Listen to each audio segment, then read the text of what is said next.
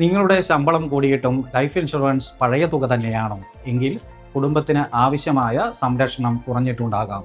Life insurance ഒരിക്കൽ വാങ്ങി മറക്കാനുള്ളതല്ല. ജീവിതത്തിലെ മാറ്റങ്ങൾക്കനുസരിച്ച് കവറേജും പരിശോധിക്കണം. ഒന്നാമത്, കുടുംബം വളരുമ്പോൾ.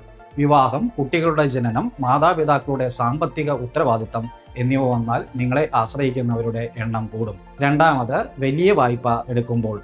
ഭവന വായ്പയോ ബിസിനസ് വായ്പയോ കുടുംബത്തിന് ബാധ്യതയായി മാറാതിരിക്കാൻ മതിയായ ഇൻഷുറൻസ് വേണം. മൂന്നാമത്, വരുമാനവും ജീവിത ചെലവും കൂടുമ്പോൾ. ശമ്പളം ഉയർന്നിട്ടും വർഷങ്ങൾക്ക് മുമ്പെടുത്ത കവറേജ് തന്നെയാണെങ്കിൽ അത് ഇപ്പോൾ പര്യാപ്തമാകണമെന്നില്ല. പണപ്പെരുപ്പവും കണക്കാക്കണം. നാലാമത്, കുട്ടികളുടെ ഭാവി ലക്ഷ്യങ്ങൾ. ഉന്നത വിദ്യാഭ്യാസം ഉൾപ്പെടെയുള്ള വലിയ ചെലവുകൾ കൂടി കവറേജിൽ പരിഗണിക്കണം. കമ്പനി നൽകുന്ന ഗ്രൂപ്പ് ഇൻഷുറൻസ് മാത്രം ആശ്രയിക്കുന്നതും ഒഴിവാക്കുക.